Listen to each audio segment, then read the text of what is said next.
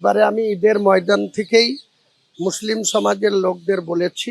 যে তোমরা ভাই ৬ এপ্রিল যেভাবে বিরোধী দলনেতা আস্ফালন করছে এবং ল অ্যান্ড অর্ডার ভাঙার চেষ্টা করছে এবং গোটা রাজ্যব্যাপী ২০০০ মিছিল বের করবে, আমি আমার সম্প্রদায়ের লোকের কাছে আপিল করছি আপনাদের মাধ্যমে যে আগামী রবিবার ৬ এপ্রিল একদম বেলা ১০টা থেকে রাত্রি ১০টা অবধি তারা কেউ যেন রাস্তায় না বেড়ায়, বাড়িতেই থাকবে,